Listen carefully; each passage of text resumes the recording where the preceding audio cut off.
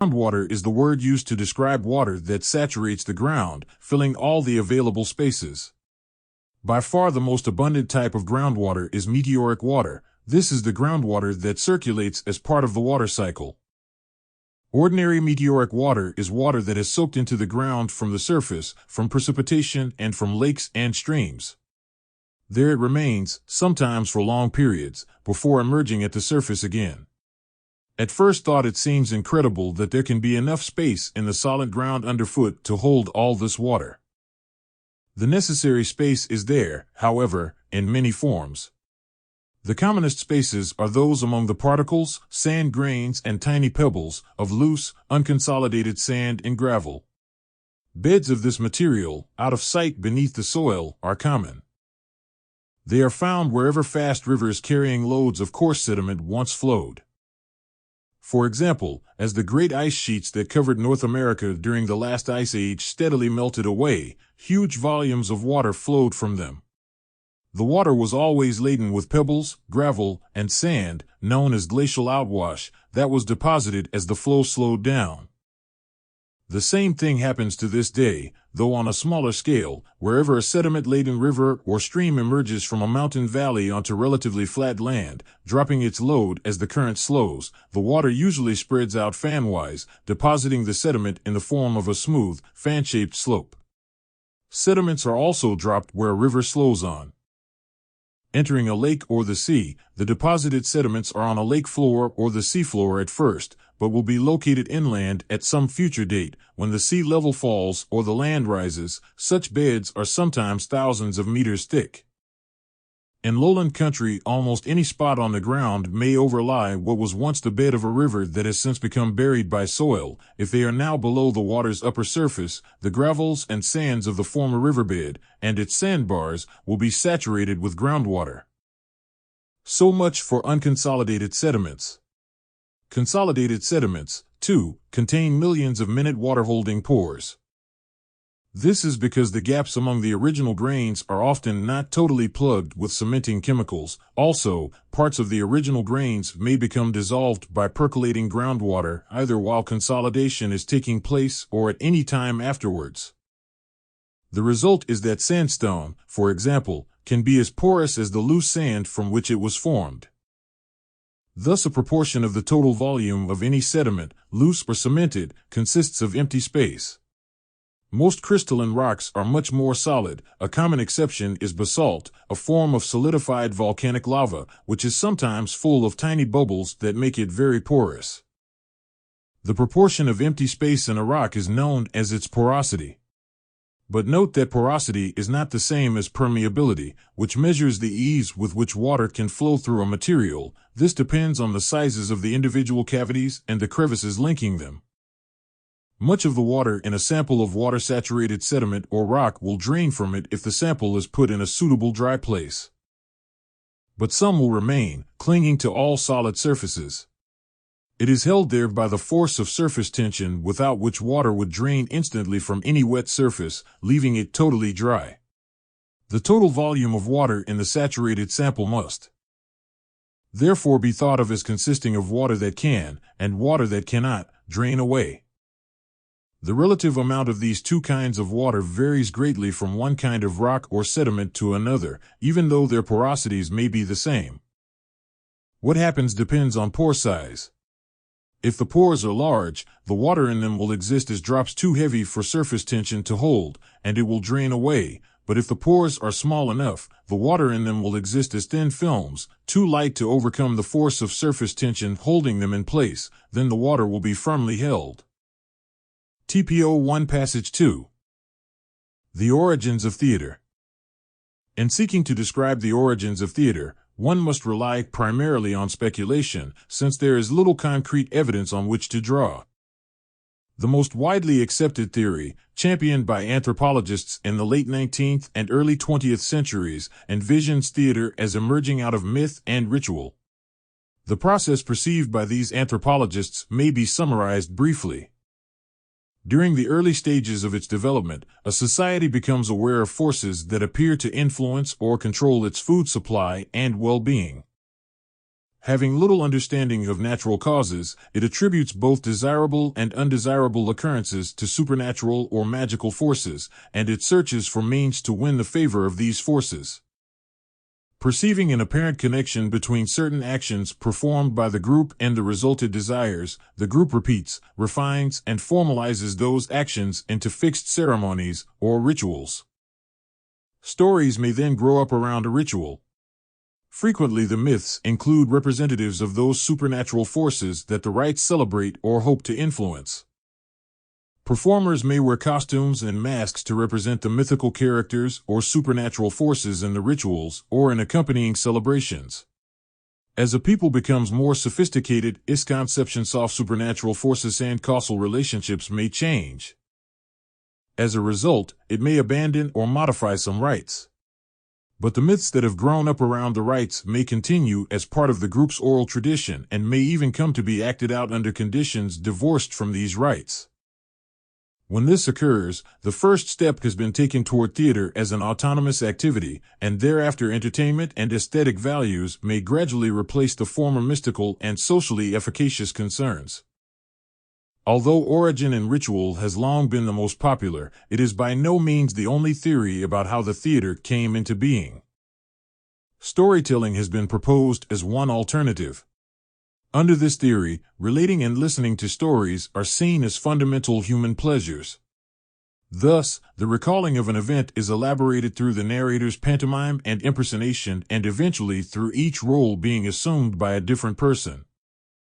A closely related theory sees theater as evolving out of dances that are primarily pantomimic, rhythmical, or gymnastic, or from imitations of animal noises and sounds.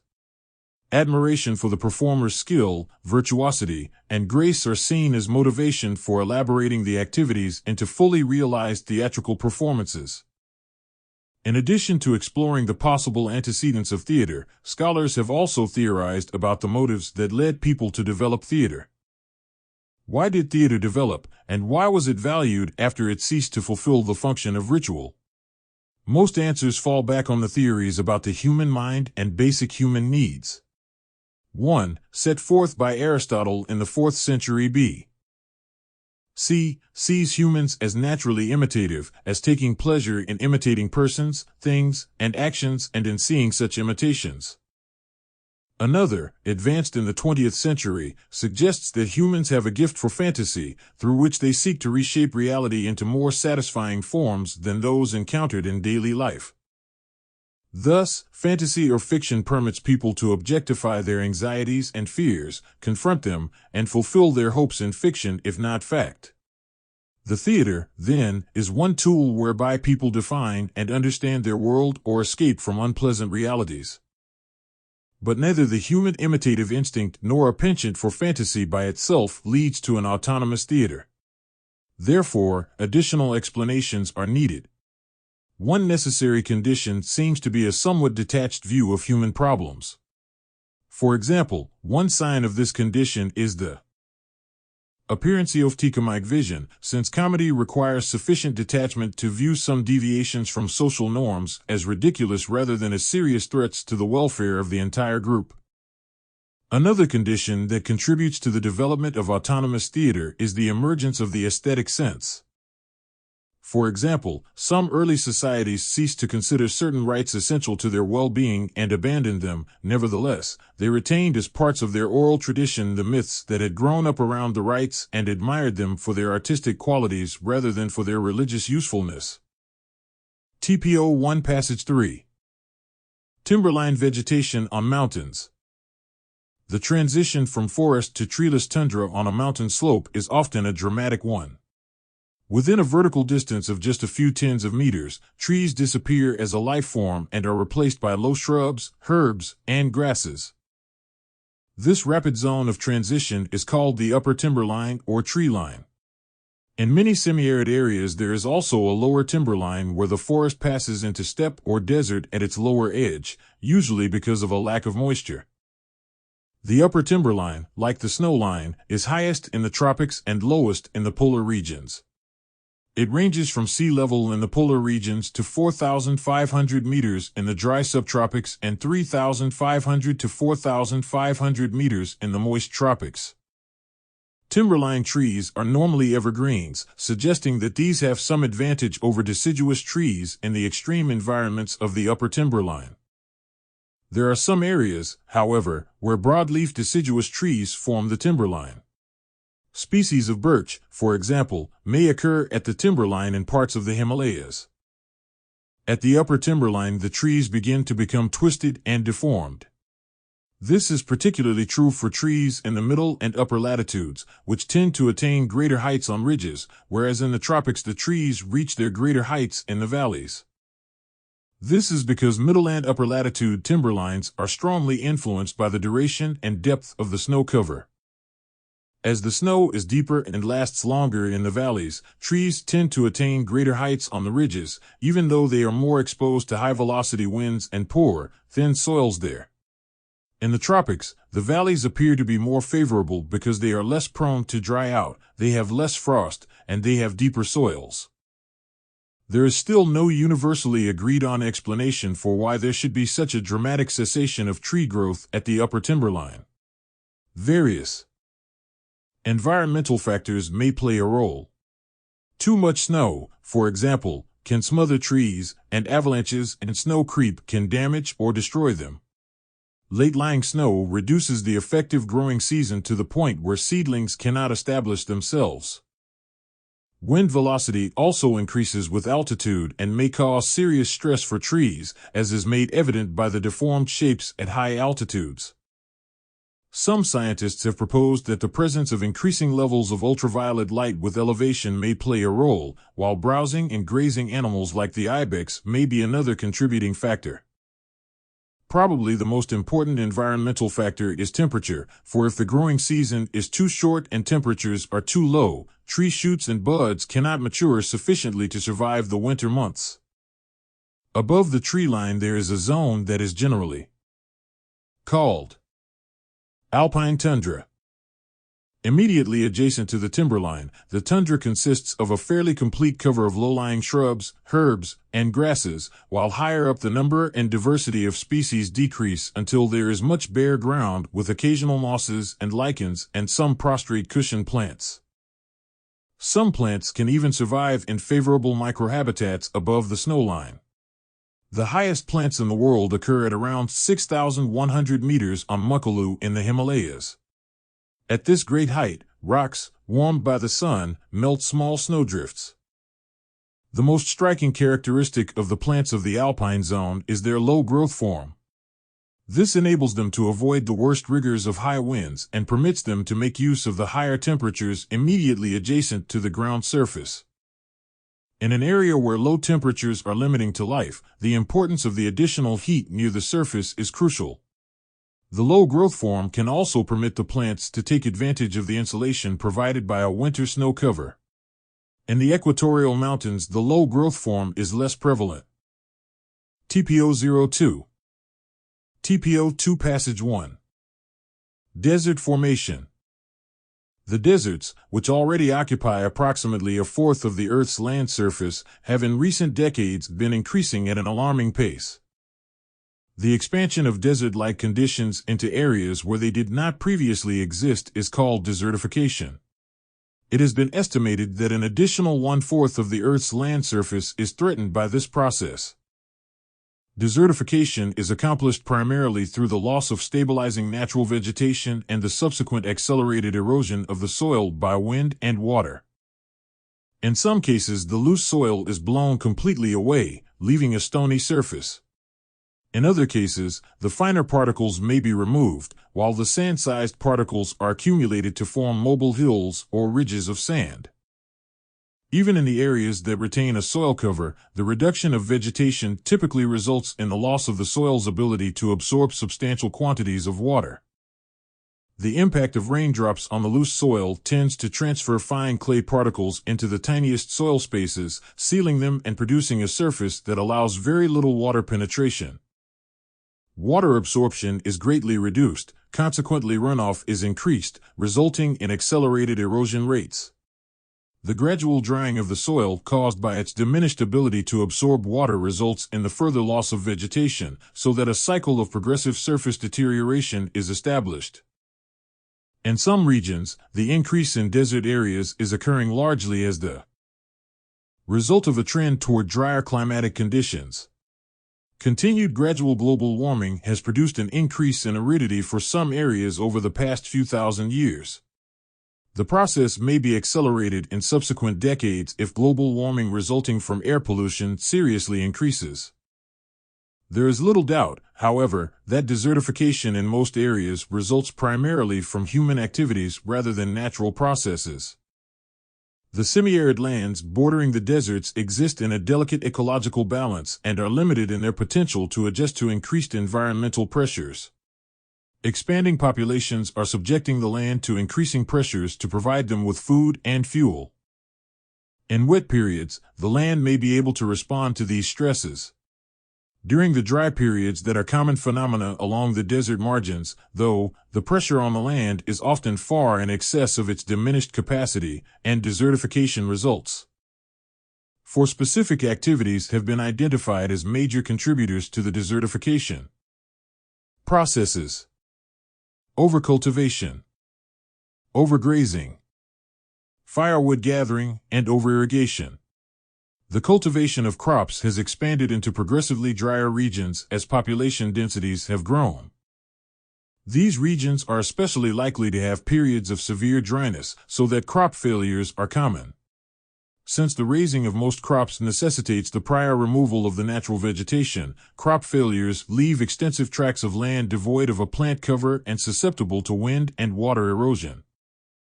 The raising of livestock is a major economic activity in semi-arid lands, where grasses are generally the dominant type of natural vegetation. The consequences of an excessive number of livestock grazing in an area are the reduction of the vegetation cover and the trampling and pulverization of the soil. This is usually followed by the drying of the soil and accelerated erosion. Firewood is the chief fuel used for cooking and heating in many countries. The increased pressures of expanding populations have led to the removal of woody plants so that many cities and towns are surrounded by large areas completely lacking in trees and shrubs. The increasing use of dried animal waste as a substitute fuel has also hurt the soil because this valuable soil conditioner and source of plant nutrients is no longer being returned to the land. The final major human cause of desertification is soil salinization resulting from overirrigation.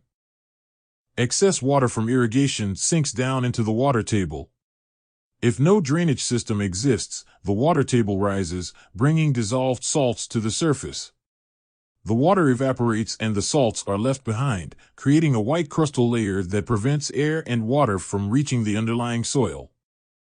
The extreme seriousness of desertification results from the vast areas of land and the tremendous numbers of people affected, as well as from the great difficulty of reversing or even slowing the process.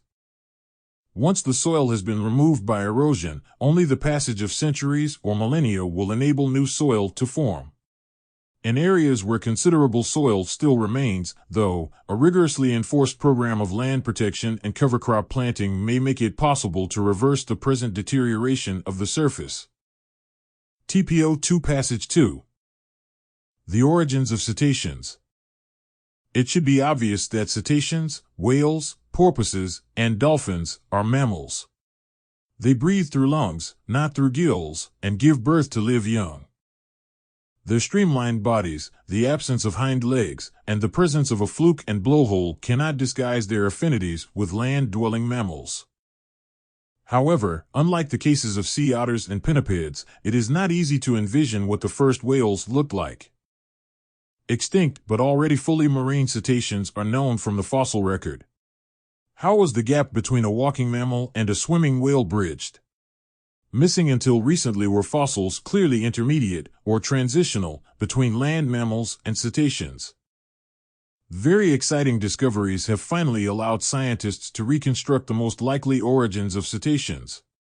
In 1979, a team looking for fossils in northern Pakistan found what proved to be the oldest fossil whale. The fossil was officially named Pakiscetus in honor of the country where the discovery was made. Pakicetus was found embedded in rocks formed from river deposits that were 52 million years old.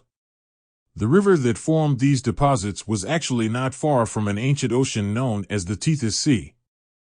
The fossil consists of a complete skull of an archaeocete, an extinct group of ancestors of modern cetaceans. Although limited to a skull, the Pakicetus fossil provides precious details on the origins of cetaceans. The skull is cetacean-like, but its jawbones lack the enlarged space that is filled with fat or oil and used for receiving underwater sound in modern whales. Pakicetus probably detected sound through the ear opening as in land mammals. The skull also lacks a blowhole, another cetacean. Adaptation for diving. Other features, however, show experts that Pakicetus is a transitional form between a group of extinct flesh-eating mammals, the mesonychids, and cetaceans. It has been suggested that Pakicetus fed on fish in shallow water and was not yet adapted for life in the open ocean. It probably bred and gave birth on land. Another major discovery was made in Egypt in 1989. Several skeletons of another early whale, Basilosaurus, were found in sediments left by the Tethys Sea and now exposed in the Sahara Desert. This whale lived around 40 million years ago, 12 million years after Pakicetus. Many incomplete skeletons were found, but they included, for the first time in an archaeocete, a complete hind leg that features a foot with 3 tiny toes. Such legs would have been far too small to have supported the 50-foot-long Basilosaurus on land. Basilosaurus was undoubtedly a fully marine whale with possibly non-functional, or vestigial, hind legs. An even more exciting find was reported in 1994, also from Pakistan. The now extinct whale Ambulocetus natans lived in the Tethys Sea 49 million years ago. It lived around 3 million years after Pakicetus but 9 million before Basilosaurus. The fossil luckily includes a good portion of the hind legs. The legs were strong and ended in long feet very much like those of a modern pinniped. The legs were certainly functional both on land and at sea. The whale retained a tail and lacked a fluke, the major means of locomotion in modern cetaceans. The structure of the backbone shows, however, that Ambulocetus swam like modern whales by moving the rear portion of its body up and down, even though a fluke was missing. The large hind legs were used for propulsion in water. On land, where it probably bred and gave birth, Ambulocetus may have moved around very much like a modern sea lion. It was undoubtedly a whale that linked life on land with life at sea. TPO2 Passage 3. Early cinema. The cinema did not emerge as a form of mass consumption until its technology evolved from the initial peep show format to the point where images were projected on a screen in a darkened theater. In the peep show format, a film was viewed through a small opening in a machine that was created for that purpose. Thomas Edison's peep show device, the kinetoscope, was introduced to the public in 1894. It was designed for use in kinetoscope parlors, or arcades, which contained only a few individual machines and permitted only one customer to view a short, 50-foot film at any one time. The first kinetoscope parlors contained 5 machines. For the price of 25 cents, customers moved from machine to watch 5 different films. These kinetoscope arcades were modeled on phonograph parlors, which had proven successful for Edison several years earlier. In the phonograph parlors, customers listened to recordings through individual ear tubes, moving from one machine to the next to hear different recorded speeches or pieces of music. The kinetoscope parlors functioned in a similar way. Edison was more interested in the sale of kinetoscopes to these parlors than in the films that would be run in them. He refused to develop projection technology, reasoning that if he made and sold projectors, then exhibitors would purchase only one machine-aid projector from him instead of several. Exhibitors, however, wanted to maximize their profits, which they could do more readily by projecting a handful of films to hundreds of customers at a time and by charging 25 to 50 cents admission. About a year after the opening of the first kinetoscope parlor in 1894, showmen such as Louis and Auguste Lumière, Thomas Armat and Charles Francis Jenkins, and Orville and Woodville Latham perfected projection devices. These early projection devices were used in vaudeville theaters, legitimate theaters, local town halls, makeshift storefront theaters, fairgrounds, and amusement parks to show films to a mass audience. With the advent of projection in 1895 to 1896, motion pictures became the ultimate form of mass consumption. Previously, large audiences had viewed spectacles at the theater, where vaudeville, popular dramas, musical and minstrel shows, classical plays, lectures, and slide and lantern shows had been presented to several hundred spectators at a time.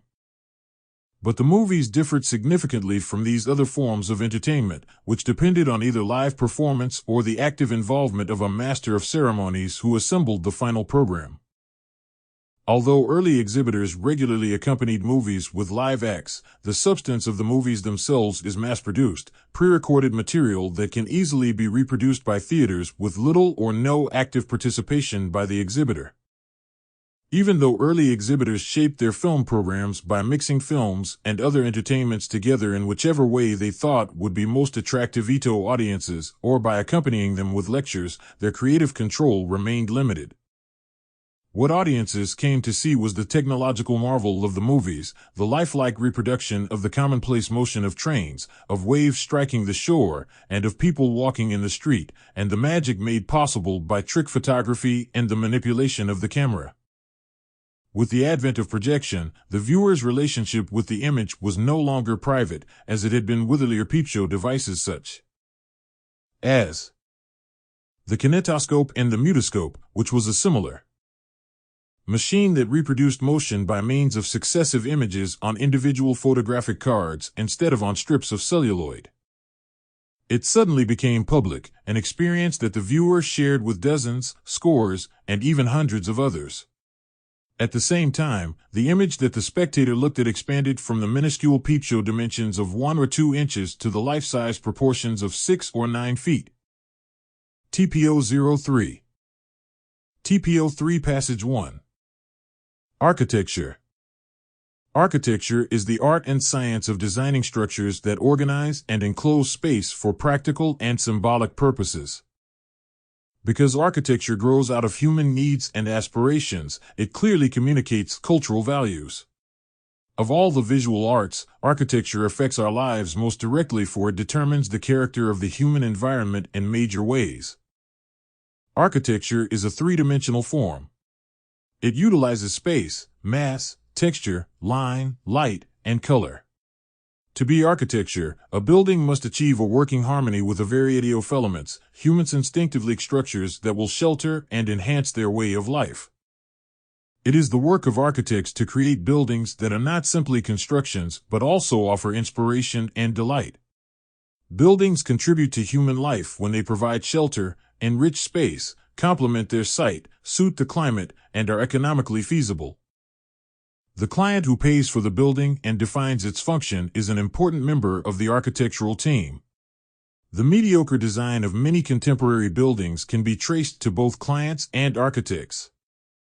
In order for the structure to achieve the size and strength necessary to meet its purpose, architecture employs methods of support that, because they are based on physical laws, have changed little since people first discovered them, even while building materials have changed dramatically. The world's architectural structures have also been devised in relation to the objective limitations of materials. Structures can be analyzed in terms of how they deal with downward forces created by gravity. They are designed to withstand the forces of compression, tension, bending, or a combination of these in different parts of the structure. Even development in architecture has been the result of major technological changes. Materials and methods of construction are integral parts of the design of architecture structures. In earlier times, it was necessary to design structural systems suitable for the materials that were available, such as wood, stone, brick. Today, technology has progressed to the point where it is possible to invent new building materials to suit the type of structure desired. Enormous changes in materials and techniques of construction within the last few generations have made it possible to enclose space with much greater ease and speed and with a minimum of material. Progress in this area can be measured by the difference in weight between buildings built now and those of comparable size built 100 years ago. Modern architectural forms generally have three separate components comparable to elements of the human body: a supporting skeleton or frame, an outer skin enclosing the interior spaces, and equipment similar to the body's vital organs and systems. The equipment includes plumbing, electrical wiring, hot water, and air conditioning. Of course, in early architecture, such as igloos and adobe structures, there was no such equipment, and the skeleton and skin were often one. Much of the world's great architecture has been constructed of stone because of its beauty, permanence, and availability. In the past, whole cities grew from the arduous task of cutting and piling stone upon. Some of the world's finest stone architecture can be seen in the ruins of the ancient Inca city of Machu Picchu high in the eastern Andes Mountains of Peru. The doorways and windows are made possible by placing over the open spaces thick stone beams that support the weight from above. A structural invention had to be made before the physical limitations of stone could be overcome and new architectural forms could be created. That invention was the arch, a curved structure originally made of separate stone or brick segments.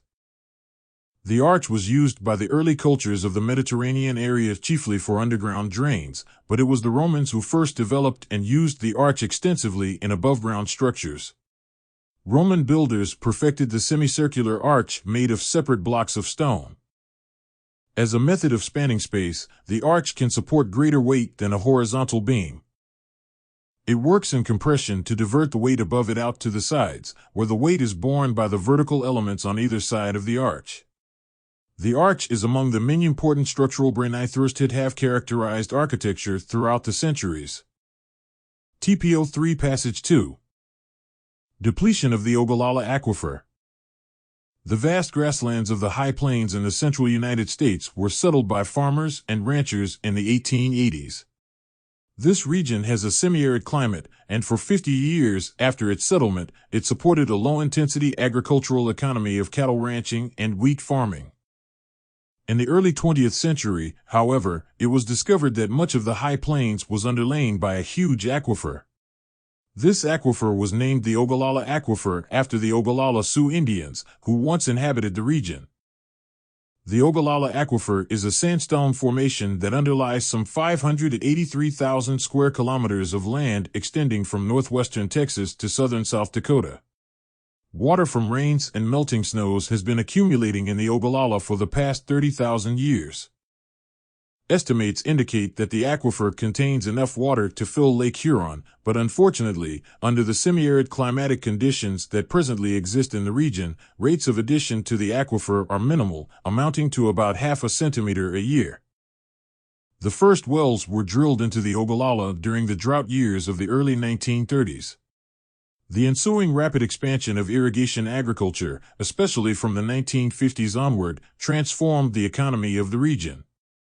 More than 100,000 wells now tap the Ogallala. Modern irrigation devices, each capable of spraying 4.5 million liters of water a day, have produced a landscape dominated by geometric patterns of circular green islands of crops. Ogallala water has enabled the High Plains region to supply significant amounts of the cotton, sorghum, wheat, and corn grown in the United States. In addition, 40% of American grain-fed beef cattle are fattened here. This unprecedented development of a finite groundwater resource with an almost negligible natural recharge rate, that is, virtually no natural water source to replenish the water supply, has caused water tables in the region to fall drastically. In the 1930s, wells encountered plentiful water at a depth of about 15 meters. Currently, they must be dug to depths of 45 to 60 meters or more. In places, the water table is declining at a rate of a meter a year, necessitating the periodic deepening of wells and the use of ever more powerful pumps. It is estimated that at current withdrawal rates, much of the aquifer will run dry within 40 years. The situation is most critical in Texas, where the climate is driest, the greatest amount of water is being pumped, and the aquifer contains the least water. It is projected that the remaining Ogallala water will, by the year 2030, support only 35 to 40% of the irrigated acreage in Texas that is supported in 1980. The reaction of farmers to the inevitable depletion of the Ogallala varies. Many have been attempting to conserve water by irrigating less frequently or by switching to crops that require less water. Others, however, have adopted the philosophy that it is best to use the water while it is still economically profitable to do so and to concentrate on high-value crops such as cotton. The incentive of the farmers who wish to conserve water is reduced by the knowledge that many of their neighbors are profiting by using great amounts of water and in the process are drawing down the entire region's water supplies. In the face of the upcoming water supply crisis, a number of grandiose schemes have been developed to transport vast quantities of water by canal or pipeline from the Mississippi, the Missouri, or the Arkansas rivers. Unfortunately, the cost of water obtained through any of these schemes would increase pumping costs at least tenfold, making the cost of irrigated agricultural products from the region uncompetitive on the national and international markets. Somewhat more promising have been recent experiments for releasing capillary water above the water table by injecting compressed air into the ground. Even if this process proves successful, however, it would almost triple water costs. Genetic engineering also may provide a partial solution, as new strains of drought-resistant crops continue to be developed.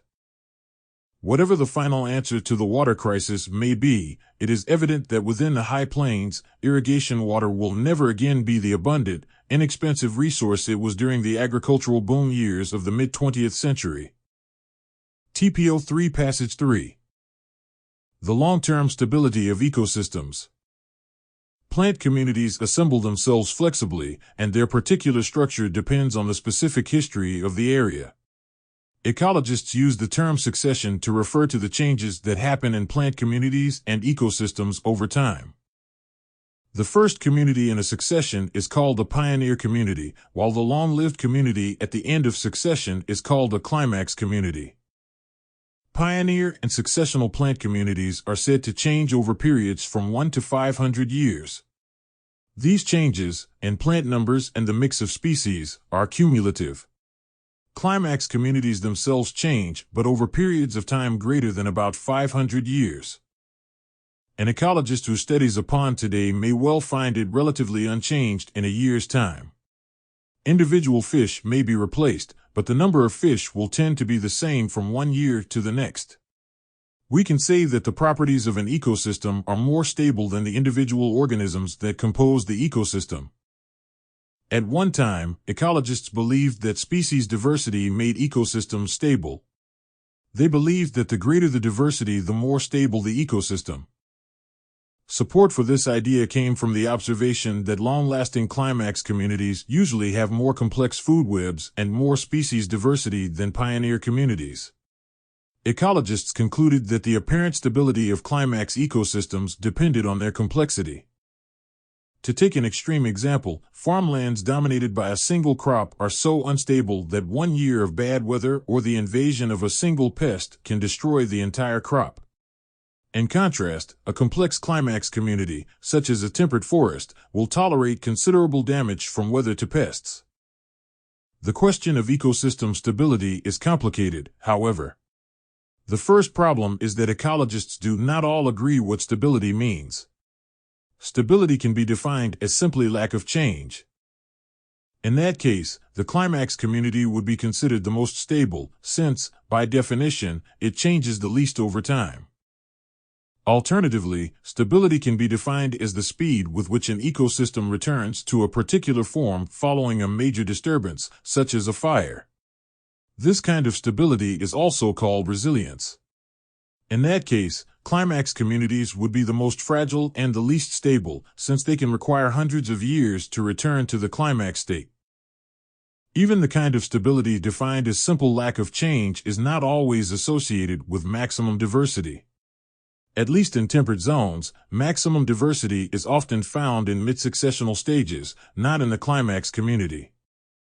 Once a redwood forest matures, for example, the kinds of species and the number of individuals growing on the forest floor are reduced. In general, diversity, by itself, does not ensure stability. Mathematical models of ecosystems likewise suggest that diversity does not guarantee ecosystem stability, just the opposite, in fact. A more complicated system is, in general, more likely than a simple system to break down. A 15-speed racing bicycle is more likely to break down than a child's tricycle. Ecologists are especially interested to know what factors contribute to the resilience of communities because climax communities all over the world are being severely damaged or destroyed by human activities. The destruction caused by the volcanic explosion off Mount St. Helens in the northwestern United States, for example, pales in comparison to the destruction caused by humans. We need to know what aspects of a community are most important to the community's resistance to destruction, as well as its recovery. Many ecologists now think that the relative long-term stability of climax communities comes not from diversity but from the patchiness of the environment. An environment that varies from place to place supports more kinds of organisms than an environment that is uniform. A local population that goes extinct is quickly replaced by immigrants from an adjacent community. Even if the new population is of a different species, it can approximately fill the niche vacated by the extinct population and keep the food web intact. TPO-04 TPO-4 Passage 1 Deer populations of the Puget Sound. 2 species of deer have been prevalent in the Puget Sound area of Washington state in the Pacific Northwest of the United States. The black-tailed deer, a lowland, west side cousin of the mule deer of eastern Washington, is now the most common. The other species, the Columbian white-tailed deer, in earlier times was common in the open prairie country. It is now restricted to the low, marshy islands and flood plains along the lower Columbia River. Nearly any kind of plant of the forest understory can be part of a deer's diet. Where the forest inhibits the growth of grass and other meadow plants, the black-tailed deer browses on huckleberry, salal, dogwood, and almost any other shrub or herb. But this is fair weather feeding. What keeps the black-tailed deer alive in the harsher seasons of plant decay and dormancy? One compensation for not hibernating is the built-in urge to migrate.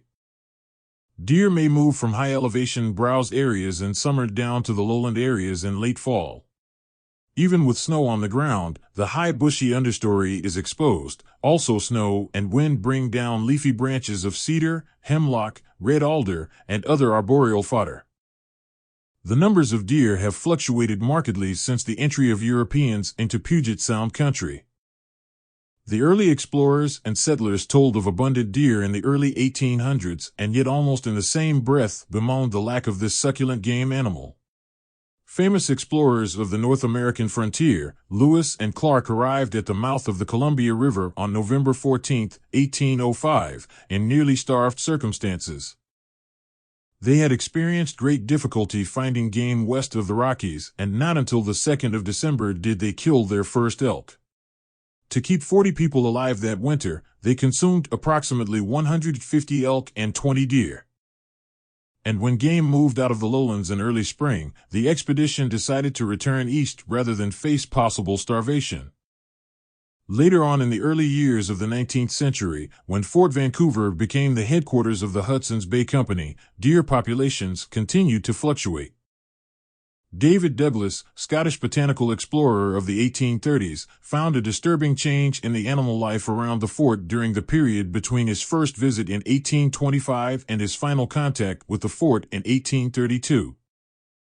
A recent Douglas biographer states, "The deer which once picturesquely dotted the meadows around the fort were gone, hunted to extermination in order to protect the crops."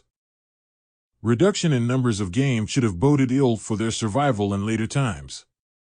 A worsening of the plight of deer was to be expected as settlers encroached on the land, logging, burning, and clearing, eventually replacing a wilderness landscape with roads, cities, towns, and factories.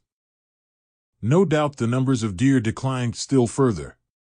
Recall the fate of the Columbian white-tailed deer, now in a protected status.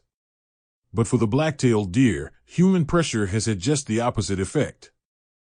Wildlife zoologist Helmut Buechner, in reviewing the nature of biotic changes in Washington through recorded time, says that since the early 1940s, the state has had more deer than at any other time in its history, the winter population fluctuating around approximately 320,000 deer, which will yield about 65,000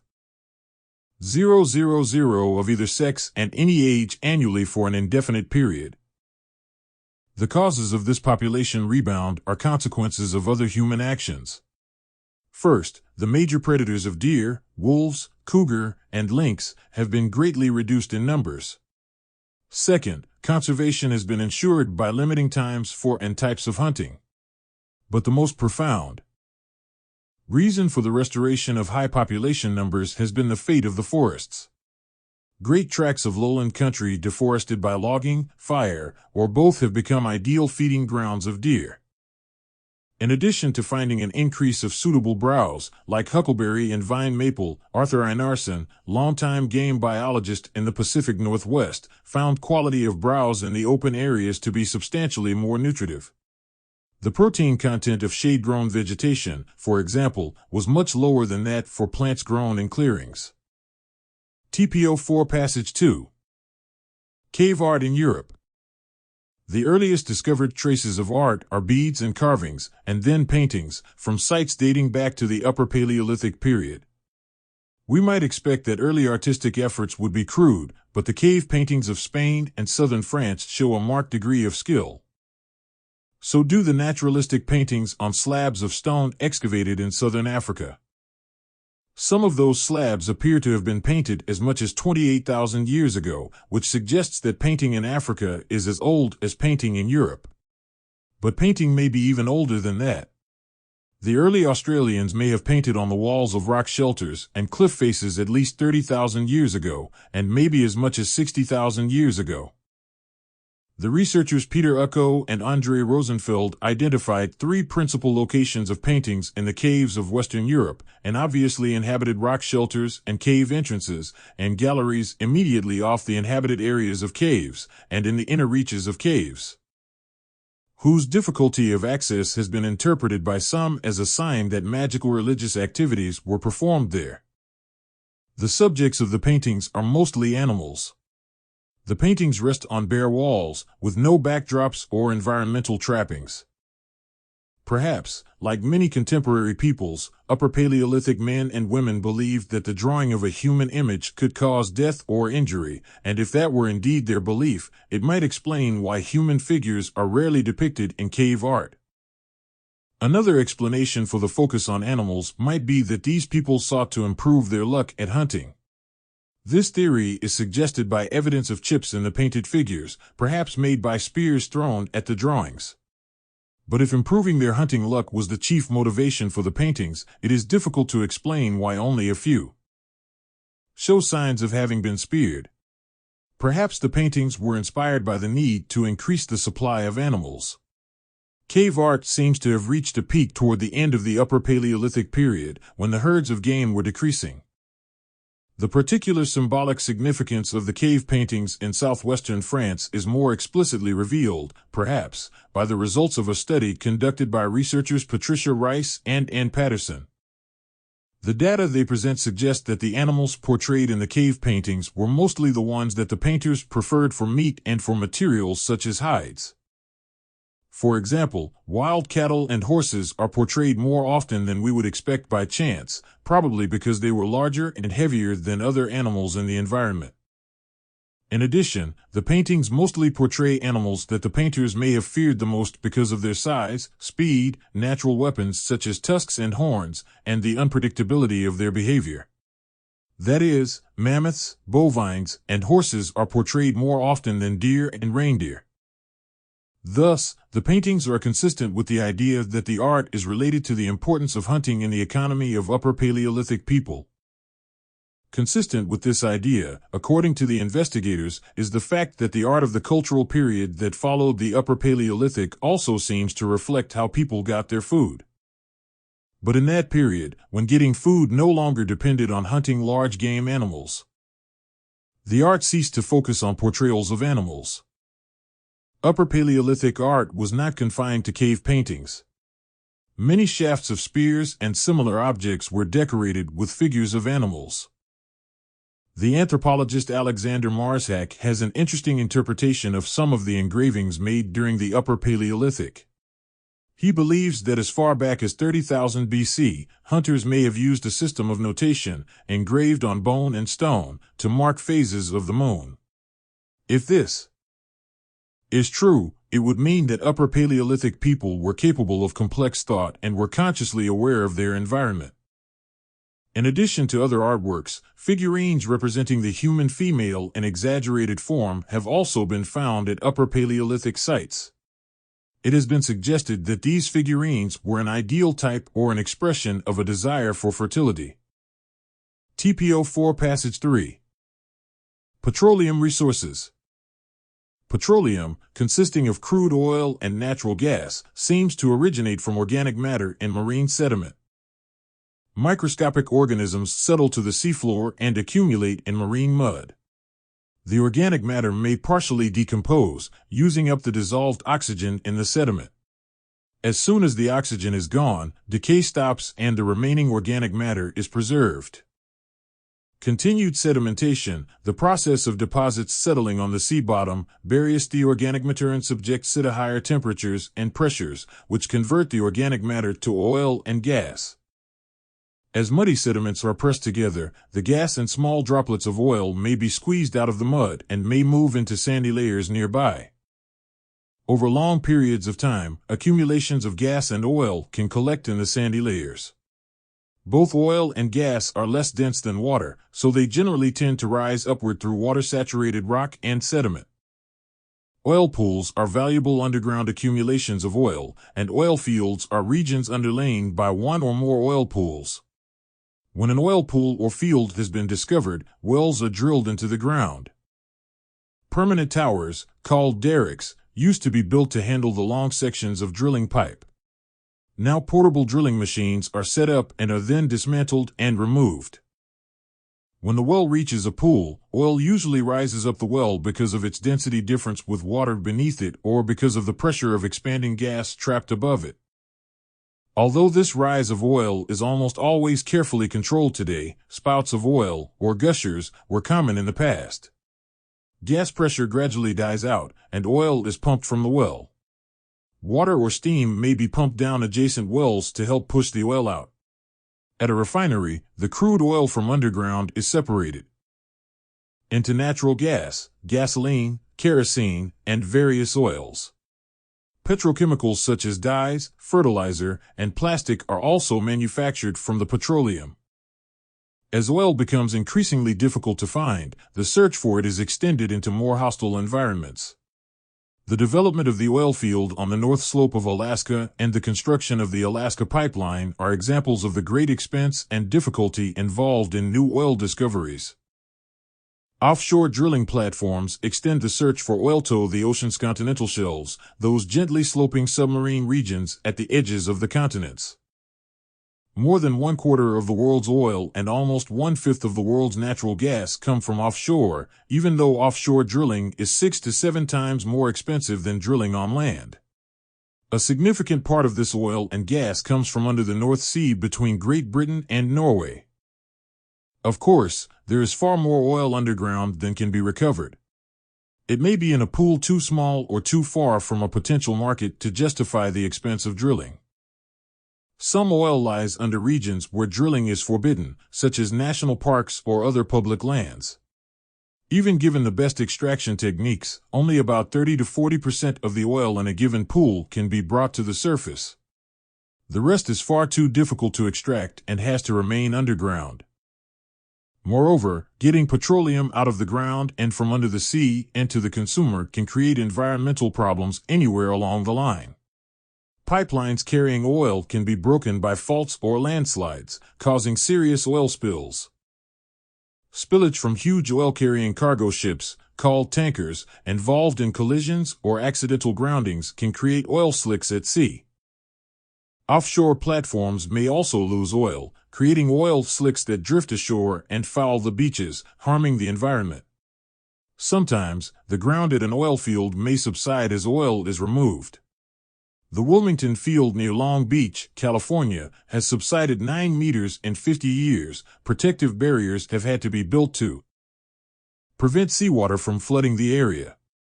Finally, the refining and burning of petroleum and its products can cause air pollution.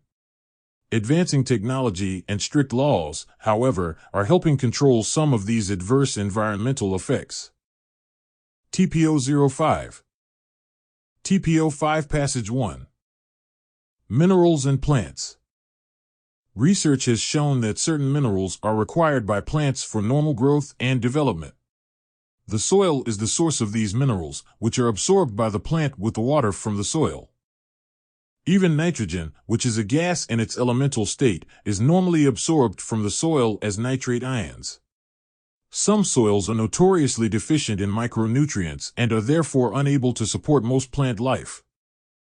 So-called serpentine soils, for example, are deficient in calcium, and only plants able to tolerate low levels of this mineral can survive. In modern agriculture, mineral depletion of soils is a major concern, since harvesting crops interrupts the recycling of nutrients back to the soil. Mineral deficiencies can often be detected by specific symptoms such as chlorosis, necrosis, anthocyanin formation, stunted growth, and development of woody tissue in an herbaceous plant. Soils are most commonly deficient in nitrogen and phosphorus. Nitrogen-deficient plants exhibit many of the symptoms just described. Leaves develop chlorosis, stems are short and slender, and anthocyanin discoloration occurs on stems, petioles, and lower leaf surfaces. Phosphorus-deficient plants are often stunted, with leaves turning a characteristic dark green, often with the accumulation of anthocyanin. Typically, older leaves are affected first as the phosphorus is mobilized to young growing tissue. Iron deficiency is characterized by chlorosis between veins and young leaves. Much of the research on nutrient deficiencies is based on growing plants hydroponically, that is, in soilless liquid nutrient solutions.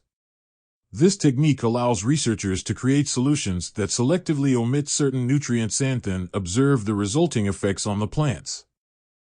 Hydroponics has applications beyond basic research, since it facilitates the growing of greenhouse vegetables during winter. Aeroponics, a technique in which plants are suspended and the roots misted with a nutrient solution, is another method for growing plants without soil. Why mineral deficiency can limit the growth of plants, and overabundance of certain minerals can be toxic and can also limit growth. Saline soils, which have high concentrations of sodium chloride and other salts, limit plant growth, and research continues to focus on developing salt-tolerant varieties of agricultural crops. Research has focused on the toxic effects of heavy metals such as lead, cadmium, mercury, and aluminum. However, even copper and zinc, which are essential elements, can become toxic in high concentrations. Although most plants cannot survive in these soils, certain plants have the ability to tolerate high levels of these minerals. Scientists have known for some time that certain plants, called hyperaccumulators, can concentrate minerals at levels 100-fold or greater than normal. A survey of known hyperaccumulators identified that 75% of them amassed nickel, cobalt, copper, zinc, manganese, lead, and cadmium are other minerals of choice. Hyperaccumulators run the entire range of the plant world. They may be herbs, shrubs, or trees. Many members of the mustard family, spurge family, legume family, and grass family are top hyperaccumulators. Many are found in tropical and subtropical areas of the world, where accumulation of high concentrations of metals may afford some protection against plant-eating insects and microbial pathogens. Only recently have investigators considered using these plants to clean up soil and waste sites that have been contaminated by toxic levels of heavy metals, an environmentally friendly approach known as phytoremediation. This scenario begins with the planting of hyperaccumulating species in the target area, such as an abandoned mini-urine irrigation pond contaminated by runoff. Toxic minerals would first be absorbed by roots but later relocated to the stem and leaves. A harvest of the shoots would remove the toxic compounds off-site to be burned or composted to recover the metal for industrial uses. After several years of cultivation and harvest, the site would be restored at a cost much lower than the price of excavation and reburial, the standard practice for remediation of contaminated soils. For examples, in field trials, the plant alpine pennycress removed zinc and cadmium from soils near a zinc smelter, and Indian mustard, native to Pakistan and India, has been effective in reducing levels of selenium salts by 50% in contaminated soils. TPO5 Passage 2. The origin of the Pacific Island people. The Greater Pacific region, traditionally called Oceania, consists of three cultural areas: Melanesia, Micronesia, and Polynesia. Melanesia, in the Southwest Pacific, contains the large islands of New Guinea, the Solomons, Vanuatu, and New Caledonia. Micronesia, the area north of Melanesia, consists primarily of small scattered islands. Polynesia is the Central Pacific area in the Great Triangle defined by Hawaii, Easter Island, and New Zealand. Before the arrival of Europeans, the islands in the two largest cultural areas, Polynesia and Micronesia, together contained a population estimated at 700,000. Speculation on the origin of these Pacific Islanders began as soon as outsiders encountered them. In the absence of solid linguistic, archaeological, and biological data, many fanciful and mutually exclusive theories were devised. Pacific Islanders are variously thought to have come from North America, South America, Egypt, Israel, and India, as well as Southeast Asia. Many older theories implicitly deprecated the navigational abilities and overall cultural creativity of the Pacific Islanders. For example, British anthropologists G. Elliot Smith and W. J. Perry assumed that only Egyptians would have been skilled enough to navigate and colonize the Pacific. They inferred that the Egyptians even crossed the Pacific to found the great civilizations of the New World. In 1947, Norwegian adventurer Thor Heyerdahl drifted on a balsa log raft westward with the winds and currents across the Pacific from South America to prove his theory that Pacific Islanders were Native Americans. Later, Heyerdahl suggested that the Pacific was peopled by three migrations: by Native Americans from the Pacific Northwest of North America drifting to Hawaii, by Peruvians drifting to Easter Island, and by Melanesians. In 1969, he crossed the Atlantic in an Egyptian-style reed boat to prove Egyptian influences in the Americas. Contrary to these theorists, the overwhelming evidence of physical anthropology, linguistics, and archaeology shows that the Pacific Islanders came from Southeast Asia and were skilled enough as navigators to sail against the prevailing winds and currents. The basic cultural requirements for the successful colonization of the Pacific Islands include the appropriate boat building, sailing, and navigation skills to get to the islands in the first place, domesticated plants and gardening skills suited to often marginal conditions, and a varied inventory of fishing implements and techniques. It is now generally believed that these prerequisites originated with peoples speaking Austronesian languages and began to emerge in Southeast Asia by about 5000 B. C. The culture of that time, based on archaeology and linguistic reconstruction, is assumed to have had a broad inventory of cultivated plants including taro, yarns, banana, sugarcane, breadfruit, coconut, sago, and rice. Just as important, the culture also possessed the basic foundation for an effective maritime adaptation, including outrigger canoes and a variety of fishing techniques that could be effective for overseas voyaging. Contrary to the arguments of some that much of the Pacific was settled by Polynesians accidentally marooned after being lost and adrift, it seems reasonable that this feat was accomplished by deliberate colonization expeditions that set out fully stocked with food and domesticated plants and animals. Detailed studies of the winds and currents using computer simulations suggest that drifting canoes would have been a most unlikely means of colonizing the Pacific. These expeditions were likely driven by population growth and political dynamics on the home islands, as well as the challenge and excitement of exploring unknown waters. Because all Polynesians, Micronesians, and many Melanesians speak Austronesian languages and grow crops derived from Southeast Asia, all these peoples most certainly derived from that region and not the New World or elsewhere. The undisputed pre-Columbian presence in Oceania of the sweet potato, which is a New World domesticate, has sometimes been used to support Heyerdahl's American Indians in the Pacific theories.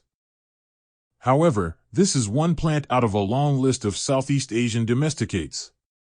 As Patrick Kirch, an American anthropologist, points out, rather than being brought by rafting South Americans, sweet potatoes might just have easily been brought back by returning Polynesian navigators who could have reached the west coast of South America. TPO 5 Passage 3. The Cambrian Explosion. The geologic timescale is marked by significant geologic and biological events, including the origin of Earth about 4.6 billion years ago, the origin of life about 3.5 billion years ago, the origin of eukaryotic life forms about 1.5 billion years ago, and the origin of animals about 0.6 billion years ago. The last event marks the beginning of the Cambrian period. Animals originated relatively late in the history of Earth, and only the last 10% of Earth's history. During a geologically brief 100 million year period, all modern animal groups evolved. This rapid origin and diversification of animals is often referred to as the Cambrian explosion. Scientists have asked important questions about this explosion for more than a century. Why did it occur so late in the history of Earth? The origin of multicellular forms of life seems a relatively simple step compared to the origin of life itself. Why does the fossil record not document the series of evolutionary changes during the evolution of animals? Why did animal life evolve so quickly? Paleontologists continue to search the fossil record for answers to these questions. One interpretation regarding the absence of fossils during this important 100 million year period is that early animals were soft-bodied and simply did not fossilize. Fossilization of soft-bodied animals is less likely than fossilization of hard-bodied animals, but it does occur. Conditions that promote fossilization of soft-bodied animals include very rapid covering by sediments that create an environment that discourages decomposition. In fact, fossil beds containing soft-bodied animals have been known for many years. The Ediacara fossil formation, which contains the oldest known animal fossils, consists exclusively of soft-bodied forms. Although named after a site in Australia, the Ediacara formation is worldwide in distribution and dates to Precambrian times. This 700-million-year-old formation gives few clues to the origins of modern animals, however, because paleontologists believe it represents an evolutionary experiment that failed. It contains no ancestors of modern animal groups.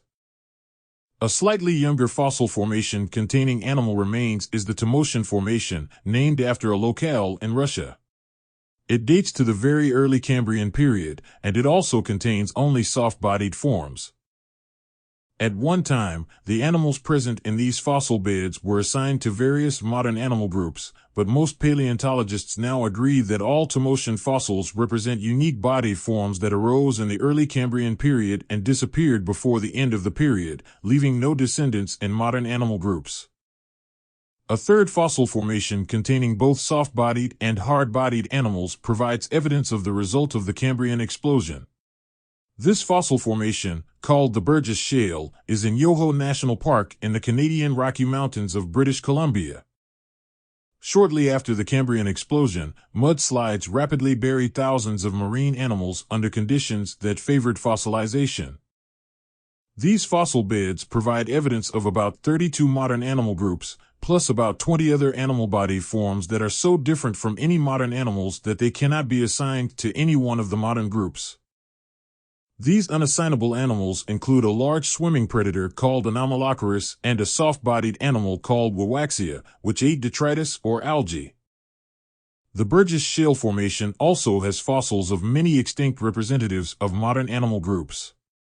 For example, a well-known Burgess Shale animal called Sydnea is a representative of a previously unknown group of arthropods. Fossil formations like the Burgess Shale show that evolution cannot always be thought of as a slow progression. The Cambrian explosion involved rapid evolutionary diversification, followed by the extinction of many unique animals. Why was this evolution so rapid? No one really knows. Many zoologists believe that it was because so many ecological niches were available with virtually no competition from existing species.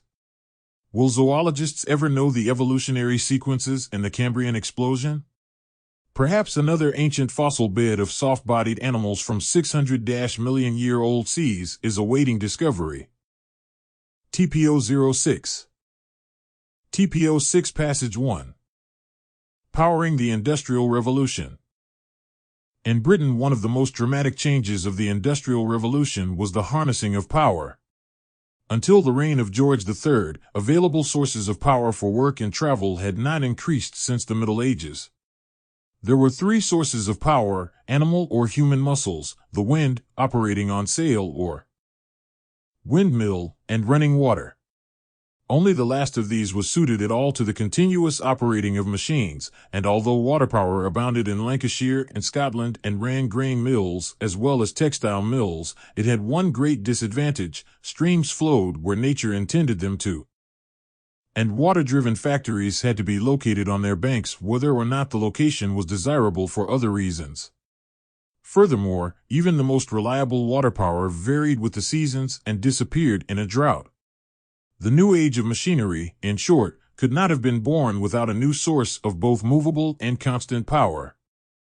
The source had long been known but not exploited. Early in the 18th century, a pump had come into use in which expanding steam raised a piston in a cylinder, and atmospheric pressure brought it down again when the steam condensed inside the cylinder to form a vacuum. This atmospheric engine, invented by Thomas Savery and vastly improved by his partner, Thomas Newcomen, embodied revolutionary principles, but it was so slow and wasteful of fuel that it could not be employed outside the coal mines for which it had been designed. In the 1760s, James Watt perfected a separate condenser for the steam, so that the cylinder did not have to be cooled at every stroke. Then he devised a way to make the piston turn a wheel and thus convert reciprocating motion into rotary motion. He thereby transformed an inefficient pump of limited use into a steam engine of 1,000 uses. The final step came when steam was introduced into the cylinder to drive the piston backward as well as forward, thereby increasing the speed of the engine and cutting its fuel consumption. Watt's steam engine soon showed what it could do. It liberated industry from dependence on running water. The engine eliminated water in the mines by driving efficient pumps, which made possible deeper and deeper mining. The ready availability of coal inspired William Murdoch during the 1790s to develop the first new form of nighttime illumination to be discovered in a millennium and a half.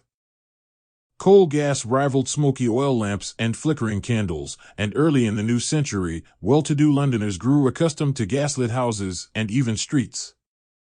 Iron manufacturers, which had starved for fuel while depending on charcoal, also benefited from ever-increasing supplies of coal. Blast furnaces with steam-powered bellows turned out more iron and steel for the new machinery.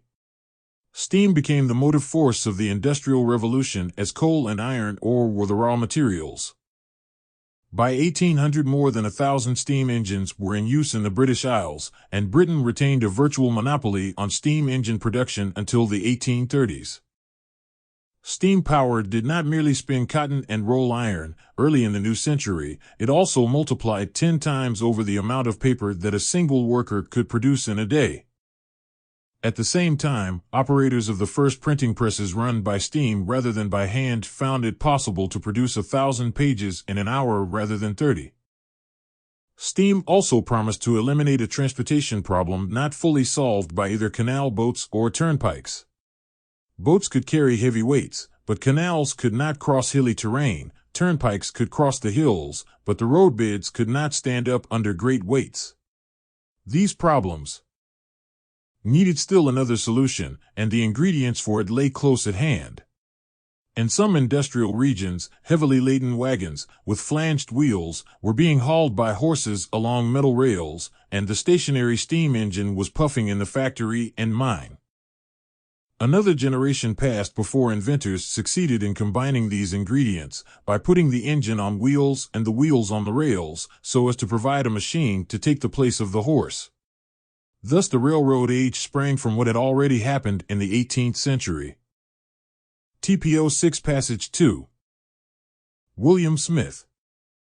In 1769, in a little town in Oxfordshire, England, a child with the very ordinary name of William Smith was born into the poor family of a village blacksmith.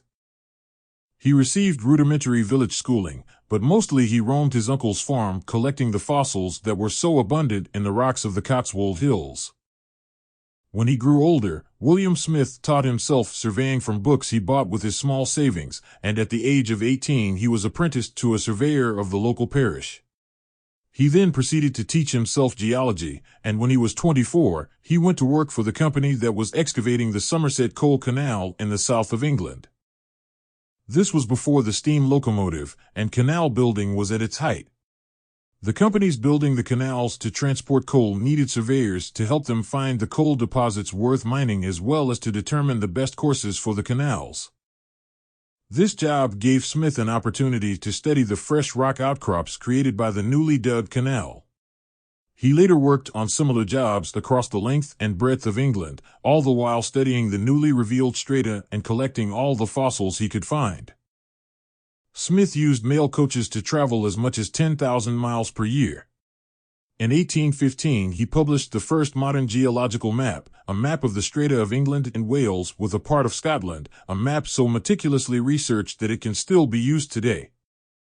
In 1831, when Smith was finally recognized by the Geological Society of London as the father of English geology, it was not only for his maps, but also for something even more important. Ever since people had begun to catalog the strata and particular outcrops, there had been the hope that these could somehow be used to calculate geological time. But as more and more accumulations of strata were cataloged in more and more places, it became clear that the sequences of rocks sometimes differed from region to region and that no rock type was ever going to become a reliable time marker throughout the world. Even without the problem of regional differences, rocks present a difficulty as unique time markers. Quartz is quartz, a silicon ion surrounded by 4 oxygen ions. There is no difference at all between 2-million-year-old Pleistocene quartz and Cambrian quartz created over 500 million years ago. As he collected fossils from strata throughout England, Smith began to see that the fossils told a different story from the rocks. Particularly in the younger strata, the rocks were often so similar that he had trouble distinguishing the strata, but he never had trouble telling the fossils apart.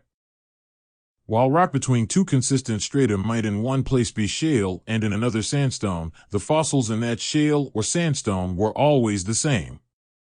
Some fossils endured through so many millions of years that they appear in many strata, but others occur only in a few strata, and a few species had their births and extinctions within one particular stratum. Fossils are thus identifying markers for particular periods in Earth's history. Not only could Smith identify rock strata by the fossils they contained, he could also see a pattern emerging. Certain fossils always appear in more ancient sediments, while others begin to be seen as the strata become more recent. By following the fossils, Smith was able to put all the strata of England's Earth into relative temporal sequence. About the same time, Georges Cuvier made the same discovery while studying the rocks around Paris.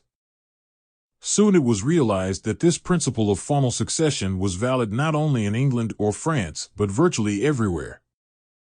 It was actually a principle of floral succession as well, because plants showed the same transformation through time as did fauna.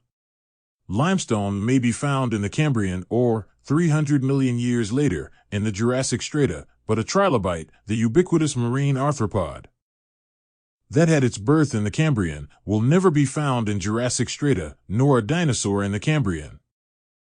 TPO 6 Passage 3. Infantile amnesia. What do you remember about your life before you were 3? Few people can remember anything that happened to them in their early years. Adults' memories of the next few years also tend to be scanty. Most people remember only a few events, usually ones that were meaningful and distinctive, such as being hospitalized or a sibling's birth. How might this inability to recall early experiences be explained? The sheer passage of time does not account for it. Adults have excellent recognition of pictures of people who attended high school with them 35 years earlier. Another seemingly plausible explanation, that infants do not form enduring memories at this point in development, also is incorrect. Children 2.5 to 3 years old remember experiences that occurred in their first year, and 11-month-olds remember some events a year later. Nor does the hypothesis that infantile amnesia reflects repression or holding back of sexually charged episodes explain the phenomenon. While such repression may occur, people cannot remember ordinary events from the infant and toddler periods either. 3 other explanations seem more promising. One involves physiological changes relevant to memory. Maturation of the frontal lobes of the brain continues throughout early childhood, and this part of the brain may be critical for remembering particular episodes in ways that can be retrieved later. Demonstrations of infants' and toddlers' long-term memory have involved their repeating motor activities that they had seen or done earlier, such as reaching in the dark for objects, putting a bottle in a doll's mouth, or pulling apart two pieces of a toy. The brain's level of physiological maturation may support these types of memories, but not ones requiring explicit verbal descriptions. A second explanation involves the influence of the social world on children's language use. Hearing and telling stories about events may help children store information in ways that will endure into later childhood and adulthood. Through hearing stories with a clear beginning, middle, and ending, children may learn to extract the gist of events in ways that they will be able to describe many years later. Consistent with this view, parents and children increasingly engage in discussions of past events when children are about 3 years old. However, hearing such stories is not sufficient for younger children to form enduring memories. Telling such stories to 2-year-olds does not seem to produce long-lasting verbalizable memories. A third likely explanation for infantile amnesia involves incompatibilities between the ways in which infants encode information and the ways in which older children and adults retrieve it. Whether people can remember an event depends critically on the fit between the way in which they earlier encoded the information and the way in which they later attempt to retrieve it. The better able the person is to reconstruct the perspective from which the material was encoded, the more likely that recall will be successful. This view is supported by a variety of factors that can create mismatches between very young children's encoding and older children's and adults' retrieval efforts. The world looks very different to a person whose head is only 2 or 3 feet above the ground than to one whose head is 5 or 6 feet above it. Older children and adults often try to retrieve the names of things they saw, but infants would not have encoded the information verbally. General knowledge of categories of events such as a birthday party or a visit to the doctor's office helps older individuals encode their experiences, but again, infants and toddlers are unlikely to encode many experiences within such knowledge structures. These 3 explanations of infantile amnesia are not mutually exclusive, indeed, they support each other. Physiological immaturity may be part of why infants and toddlers do not form extremely enduring memories, even when they hear stories that promote such remembering in preschoolers. Hearing the stories may lead preschoolers to encode aspects of events that allow them to form memories they can access as adults. Conversely, improved encoding of what they hear may help them better understand and remember stories, and thus make the stories more useful for remembering future events. Thus, all 3 explanations, physiological maturation, hearing and producing stories about past events, and improved encoding of key aspects of events, seem likely to be involved in overcoming infantile amnesia. TPO-07 TPO-7 Passage 1. The Geologic History of the Mediterranean. In 1970, geologists Kenneth J. Sue and William B. F. Ryan were collecting research data while aboard the oceanographic research vessel Glomar Challenger. An objective of this particular cruise was to investigate the floor of the Mediterranean and to resolve questions about its geologic history. One question was related to evidence that the invertebrate fauna of the Mediterranean had changed abruptly about 6 million years ago. Most of the older organisms were nearly wiped out, although a few hardy species survived. A few managed to migrate into the Atlantic. Somewhat later, the migrants returned, bringing new species with them. Why did the near extinction and migrations occur? Another task for the Glomar Challenger's scientists was to try to determine the origin of the dome-like masses buried deep beneath the Mediterranean seafloor. These structures had been detected years earlier by echo-sounding instruments, but they had never been penetrated in the course of drilling. Were they salt domes such as are common along the United States Gulf Coast, and if so, why should there have been so much solid crystalline salt beneath the floor of the Mediterranean? With questions such as these clearly before them, the scientists aboard the Glomar Challenger processed to the Mediterranean to search for the answers. On August 23, 1970, they recovered a sample. The sample consisted of pebbles of hardened sediment that had once been soft, deep-sea mud, as well as granules of gypsum and fragments of volcanic rock. Not a single pebble was found that might have indicated that the pebbles came from the nearby continent. In the days following, samples of solid gypsum were repeatedly brought on deck as drilling operations penetrated the seafloor. Furthermore, the gypsum was found to possess peculiarities of composition and structure that suggested it had formed on desert flats. Sediment above and below the gypsum layer contained tiny marine fossils, indicating open ocean conditions. As they drilled into the central and deepest part of the Mediterranean basin, the scientists took solid, shiny, crystalline salt from the core barrel. Interbedded with the salt were thin layers of what appeared to be wind-blown silt. The time had come to formulate a hypothesis.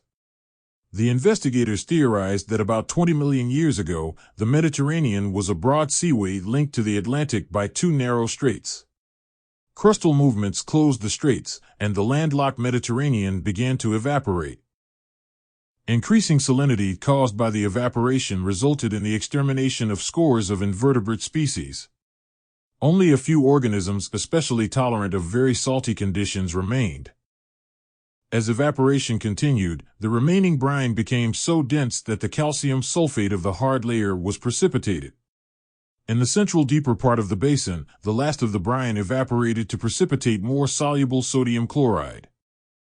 Later, under the weight of overlying sediments, this salt flowed plastically upward to form salt domes. Before this happened, however, the Mediterranean was a vast desert 3,000 meters deep. Then, about 5.5 million years ago came the deluge. As a result of crustal adjustments and faulting, the Strait of Gibraltar, where the Mediterranean now connects to the Atlantic, opened, and water cascaded spectacularly back into the Mediterranean. Turbulent waters tore into the hardened salt flats, broke them up, and ground them into the pebbles observed in the first sample taken by the Challenger. As the basin was refilled, normal marine organisms returned. Soon layer of oceanic ooze began to accumulate above the old hard layer. The salt and gypsum, the faunal changes, and the unusual gravel provided abundant evidence that the Mediterranean was once a desert. TPO 7 Passage 2. Ancient Rome and Greece. There is a quality of cohesiveness about the Roman world that applied neither to Greece nor perhaps to any other civilization, ancient or modern. Like the stone of Roman wall, which were held together both by the regularity of the design and by that peculiarly powerful Roman cement, so the various parts of the Roman realm were bonded into a massive, monolithic entity by physical, organizational, and psychological controls. The physical bonds included the network of military garrisons, which were stationed in every province, and the network of stone-built roads that linked the provinces with Rome. The organizational bonds were based on the common principles of law and administration and on the universal army of officials who enforced common standards of conduct. The psychological controls were built on fear and punishment, on the absolute certainty that anyone or anything that threatened the authority of Rome would be utterly destroyed. The source of Roman obsession with unity and cohesion may well have lain in the pattern of Rome's early development. Whereas Greece had grown from scores of scattered cities, Rome grew from one single organism. While the Greek world had expanded along the Mediterranean Sea's lanes, the Roman world was assembled by territorial conquest.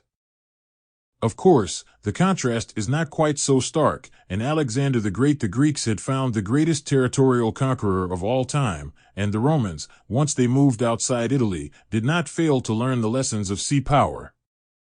Yet the essential difference is undeniable. The key to the Greek world lay in its high-powered ships, the key to Roman power lay in its marching legions. The Greeks were wedded to the sea, the Romans, to the land. The Greek was a sailor at heart, the Roman, a landsman.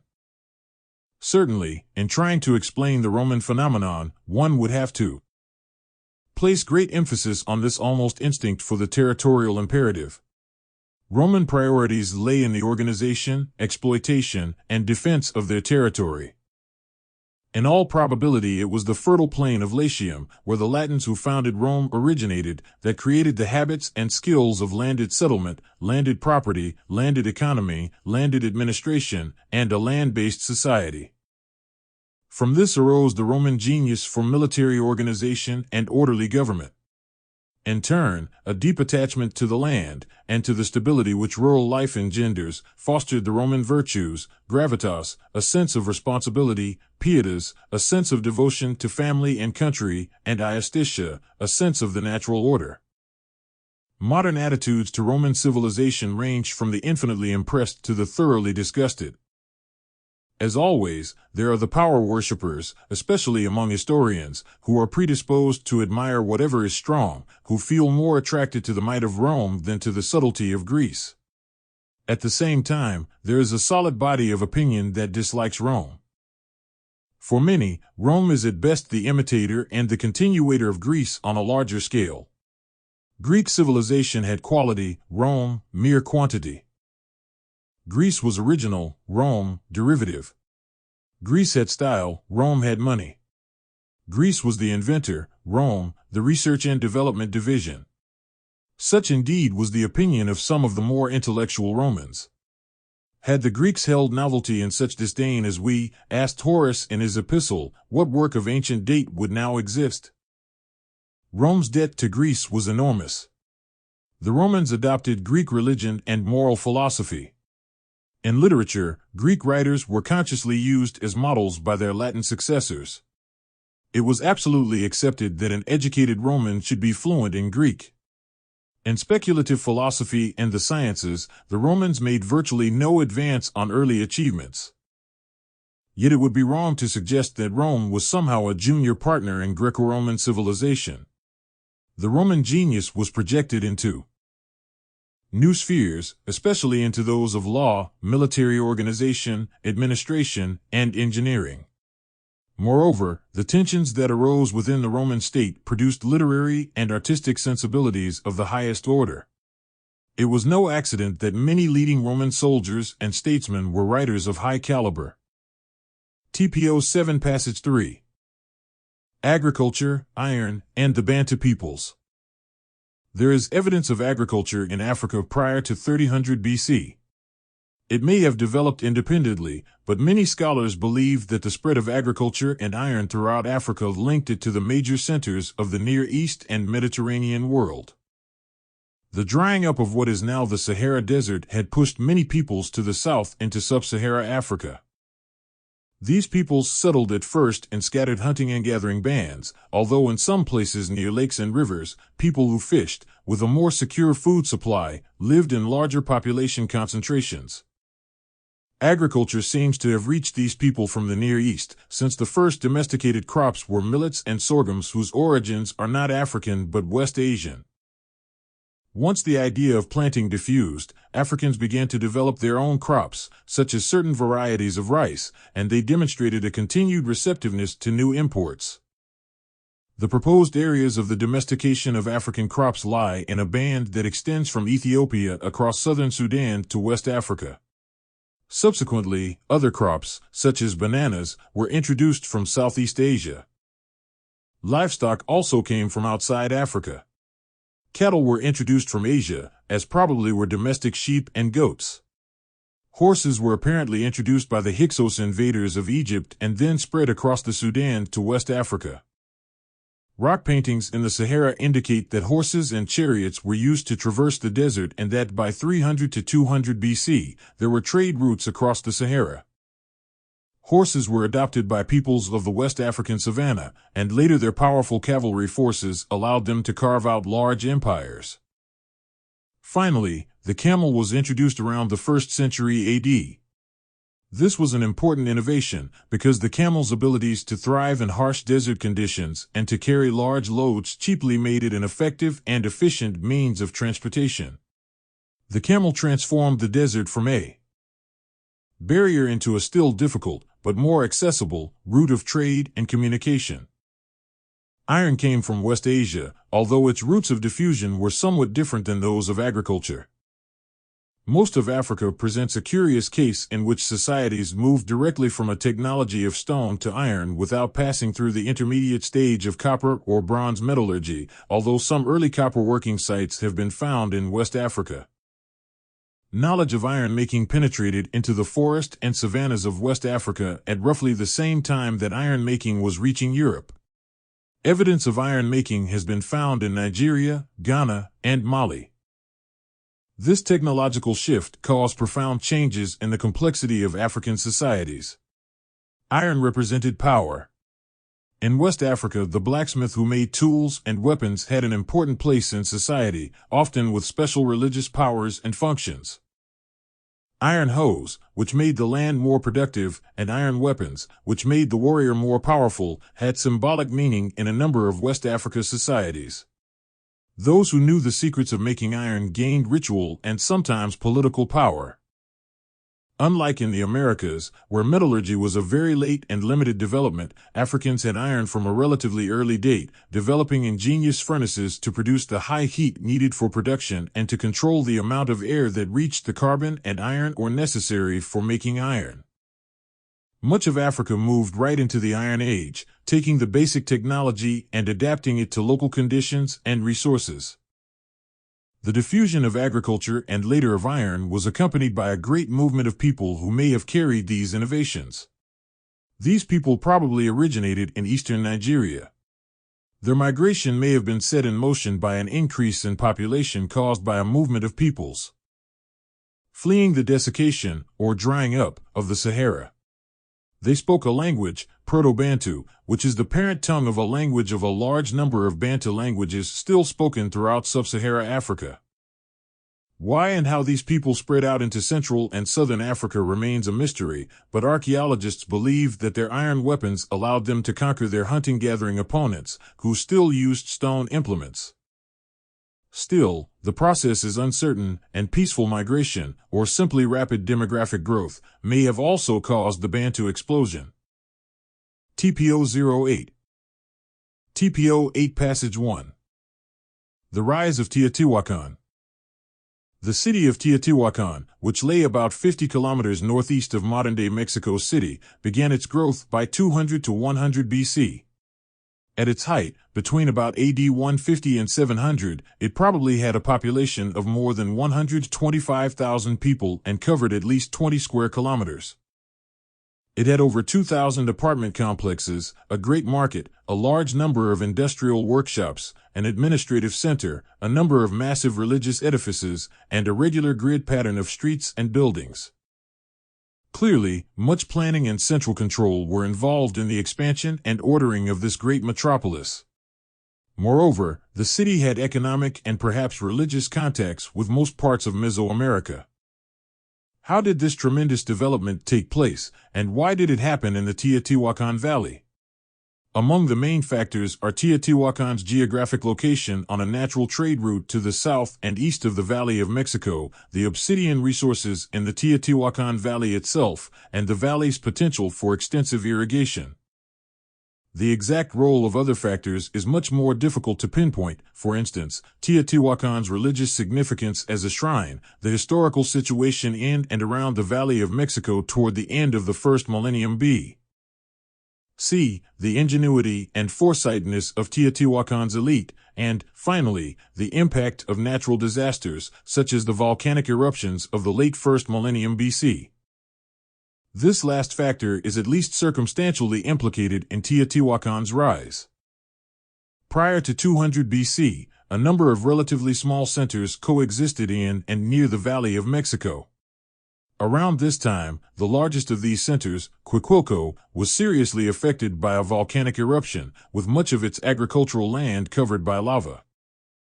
With Coahuilco eliminated as a potential rival, any one of a number of relatively modest towns might have emerged as a leading economic and political power in central Mexico. The archaeological evidence clearly indicates, though, that Teotihuacan was the center that did arise as the predominant force in the area by the 1st century AD. It seems likely that Teotihuacan's natural resources, along with the city elite's ability to recognize their potential, gave the city a competitive edge over its neighbors. The valley, like many other places in Mexican and Guatemalan highlands, was rich in obsidian. The hard volcanic stone was a resource that had been in great demand for many years, at least since the rise of the Olmecs, and it apparently had a secure market. Moreover, recent research on obsidian tools found at Olmec sites has shown that some of the obsidian obtained by the Olmecs originated near Teotihuacan. Teotihuacan obsidian must have been recognized as a valuable commodity for many centuries before the great city arose. Long-distance trade in obsidian probably gave the elite residents of Teotihuacan access to a wide variety of exotic goods, as well as a relatively prosperous life. Such success may have attracted immigrants to Teotihuacan. In addition, Teotihuacan's elite may have consciously attempted to attract new inhabitants. It is also probable that as early as 200 BC Teotihuacan may have achieved some religious significance and its shrine may have served as an additional population magnet. Finally, the growing population was probably fed by increasing the number and size of irrigated fields. The picture of Teotihuacan that emerges is a classic picture of positive feedback among obsidian mining and working, trade, population growth, irrigation, and religious tourism. The thriving obsidian operation, for example, would necessitate more miners, additional manufacturers of obsidian tools, and additional traders to carry the goods to new markets. All this led to increased wealth, which in turn would attract more immigrants to Teotihuacan. The growing power of the elite, who controlled the economy, would give them the means to physically coerce people to move to Teotihuacan and serve as additions to the labor force. More irrigation works would have to be built to feed the growing population, and this resulted in more power and wealth for the elite. TPO 8 Passage 2. Extinction of the dinosaurs. Paleontologists have argued for a long time that the demise of the dinosaurs was caused by climatic alterations associated with slow changes in the positions of continents and seas resulting from plate tectonics. Off and on throughout the Cretaceous, large shallow seas covered extensive areas of the continents. Data from diverse sources, including geochemical evidence preserved in seafloor sediments, indicate that the late Cretaceous climate was milder than today's. The days were not too hot, nor the nights too cold. The summers were not too warm, nor the winters too frigid. The shallow seas on the continents probably buffered the temperature of the nearby air, keeping it relatively constant.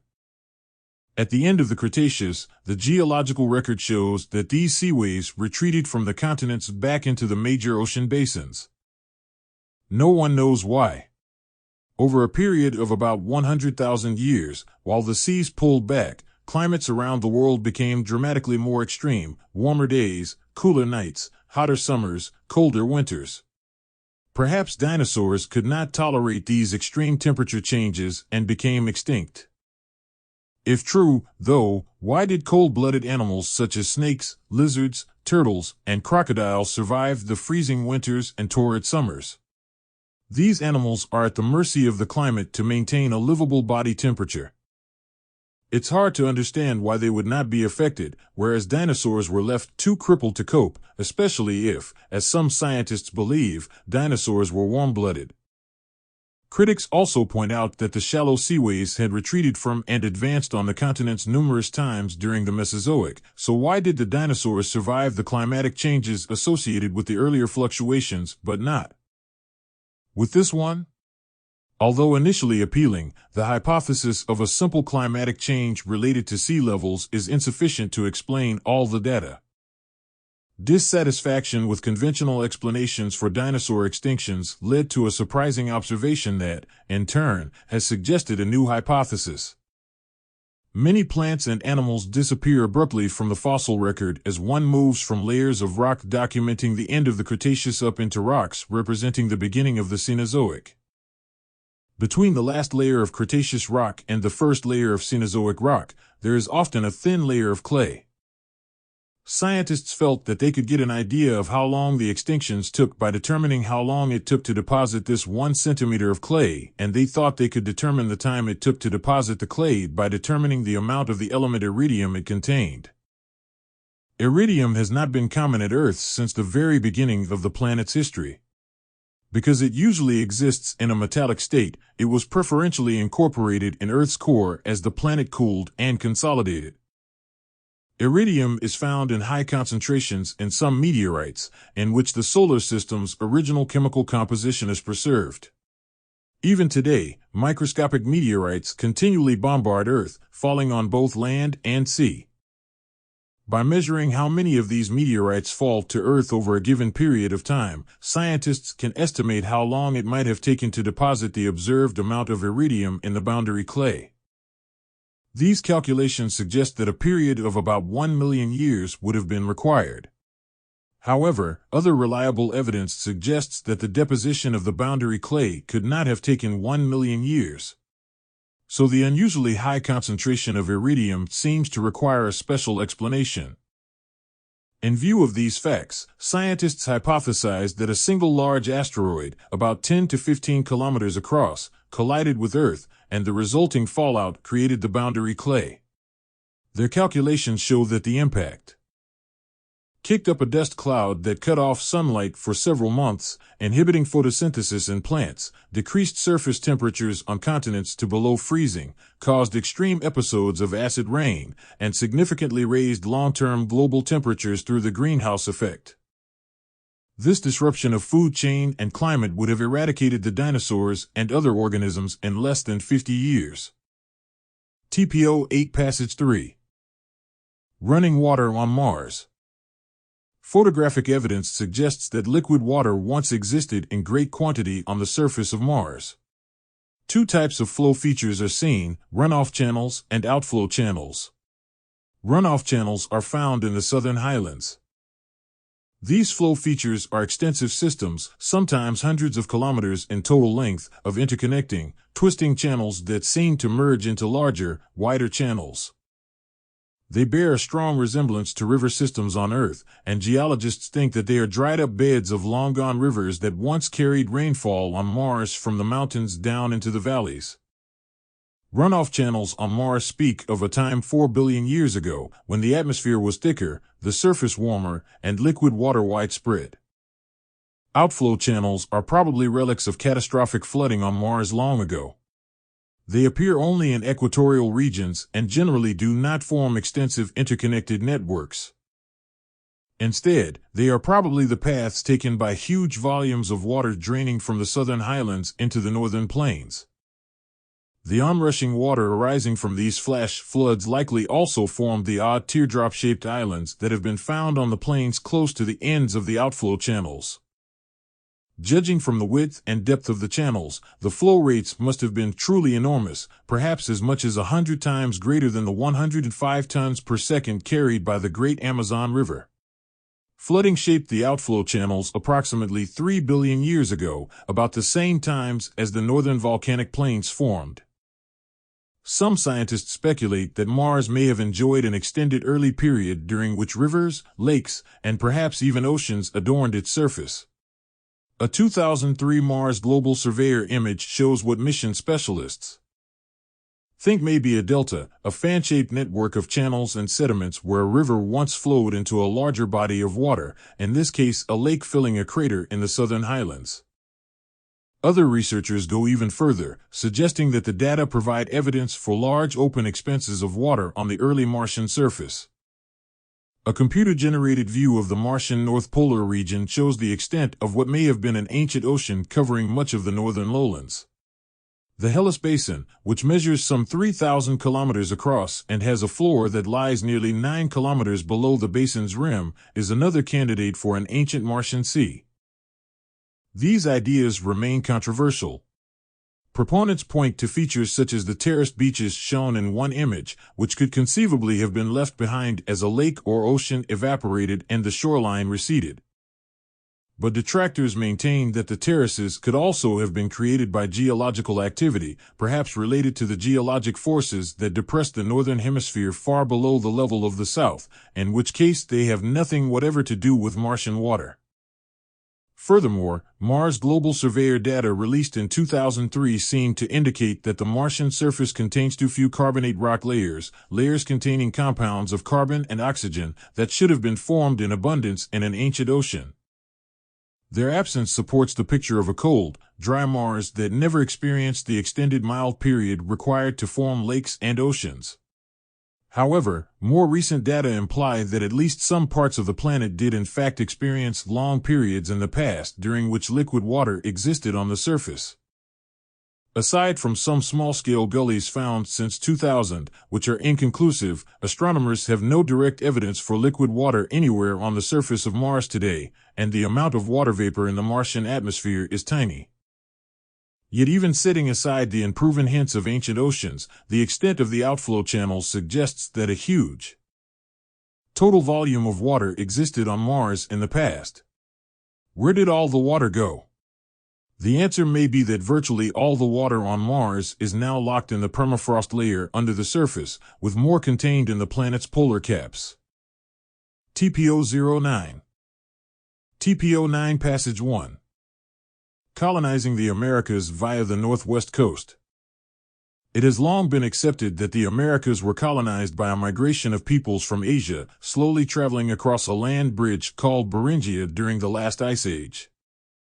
The first watercraft theory about the migration was that around 11,000 to 12,000 years ago there was an ice-free corridor stretching from eastern Beringia to the areas of North America south of the Great Northern Glaciers. It was the mid-continental corridor between two massive ice sheets, the Laurentide to the west, that enabled the southward migration. But belief in this ice-free corridor began to crumble when paleoecologist Glenn MacDonald demonstrated that some of the most important radiocarbon dates used to support the existence of an ice-free corridor were incorrect. He persuasively argued that such an ice-free corridor did not exist until much later, when the continental ice began its final retreat. Support is growing for the alternative theory that people using watercraft, possibly skin boats, moved southward from Beringia along the Gulf of Alaska and then southward along the northwest coast of North America, possibly as early as 16,000 years ago. This route would have enabled humans to enter southern areas of the Americas prior to the melting of the continental glaciers. Until the early 1970s, most archaeologists did not consider the coast a possible migration route into the Americas because geologists originally believed that during the last ice age the entire northwest coast was covered by glacial ice. It had been assumed that the ice extended westward from the Alaskan-Canadian mountains to the very edge of the continental shelf, the flat, submerged part of the continent that extends into the ocean. This would have created a barrier of ice extending from the Alaska Peninsula, through the Gulf of Alaska and southward along the northwest coast of North America to what is today the state of Washington. The most influential proponent of the coastal migration route has been Canadian archaeologist Knut Fladmark. He theorized that with the use of watercraft, people gradually colonized unglaciated refuges and areas along the continental shelf exposed by the lower sea level. Fladmark's hypothesis received additional support from the fact that the greatest diversity in Native American languages occurs along the west coast of the Americas, suggesting that this region has been settled the longest. More recent geologic studies documented deglaciation and the existence of ice-free areas throughout major coastal areas of British Columbia, Canada, by 13,000 years ago. Research now indicates that sizable areas of southeastern Alaska along the intercontinental shelf were not covered by ice toward the end of the last ice age. One study suggests that except for a 250-mile coastal area between southwestern British Columbia and Washington state, the northwest coast of North America was largely free of ice by approximately 16,000 years ago. Vast areas along the coast may have been deglaciated beginning around 16,000 years ago, possibly providing a coastal corridor for the movement of plants, animals, and humans sometime between 13,000 and 14,000 years ago. The coastal hypothesis has gained increasing support in recent years because the remains of large land animals, such as caribou and brown bears, have been found in southeastern Alaska dating between 10,000 and 12,500 years ago. This is the time period in which most scientists formerly believed the area to be inhospitable for humans. It has been suggested that if the environment were capable of supporting breeding populations of bears, there would have been enough food resources to support humans. Fladmark and others believe that the first human colonization of America occurred by boat along the northwest coast during the very late Ice Age, possibly as early as 14,000 years ago. The most recent geologic evidence indicates that it may have been possible for people to colonize ice-free regions along the continental shelf that were still exposed by the lower sea level between 13,000 and 14,000 years ago. The coastal hypothesis suggests an economy based on marine mammal hunting, saltwater fishing gathering, and the use of watercraft. Because of the barrier of ice to the east, the Pacific Ocean to the west, and populated areas to the north, there may have been a greater impetus for people to move in a southerly direction. TPO9 Passage 2. Reflection in teaching. Teachers, it is thought, benefit from the practice of reflection, the conscious act of thinking deeply about and carefully examining the interactions and events within their own classrooms.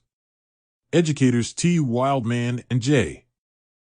Niles describe a scheme for developing reflective practice in experienced teachers.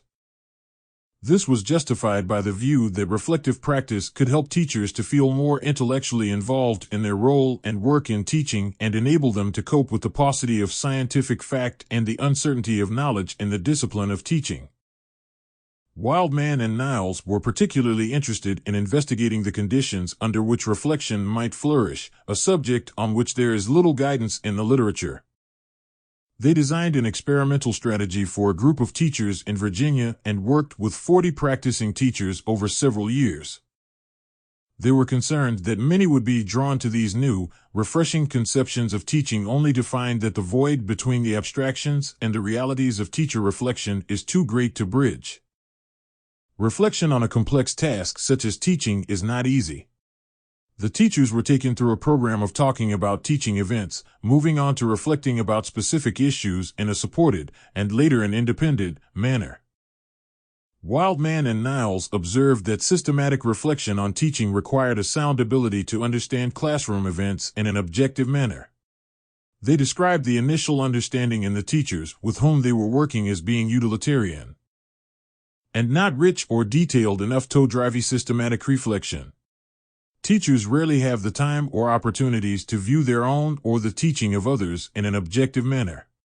Further observation revealed the tendency of teachers to evaluate events rather than review the contributory factors in a considered manner. By, in effect, standing outside the situation.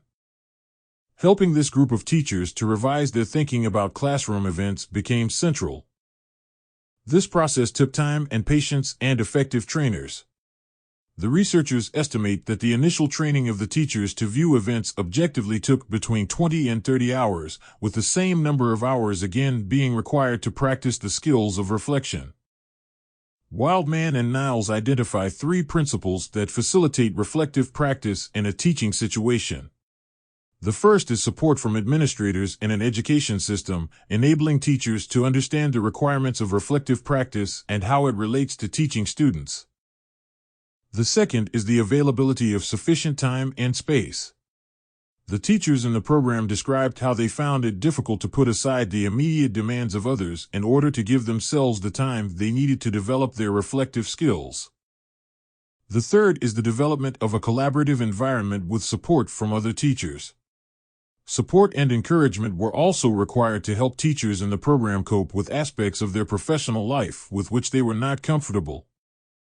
Wildman and Niles make a summary comment. Perhaps the most important thing we learned is the idea of the teacher as reflective practitioner will not happen simply because it is a good or even compelling idea. The work of Wildman and Niles suggests the importance of recognizing some of the difficulties of instituting reflective practice. Others have noted this, making a similar point about the teaching profession's cultural inhibitions about reflective practice. Ziegner and Liston point out the inconsistency between the role of the teacher as a professional decision-maker and the more usual role of the teacher as a technician, putting into practice the ideas of theirs. More basic than the cultural issues is the matter of motivation. Becoming a reflective practitioner requires extra work and has only vaguely defined goals with, perhaps, little initially perceivable reward and the threat of vulnerability. Few have directly questioned what might lead a teacher to want to become reflective. Apparently, the most obvious reason for teachers to work toward reflective practice is that teacher-educators think it is a good thing. There appear to be many unexplored matters about the motivation to reflect, for example, the value of externally motivated reflection as opposed to that of teachers who might reflect by habit. TPO 9 Passage 3. The arrival of plant life in Hawaii. When the Hawaiian Islands emerged from the sea as volcanoes, starting about 5 million years ago, they were far removed from other land masses. Then, as blazing sunshine alternated with drenching rains, the harsh, barren surfaces of the black rocks slowly began to soften. Winds brought a variety of life forms. Spores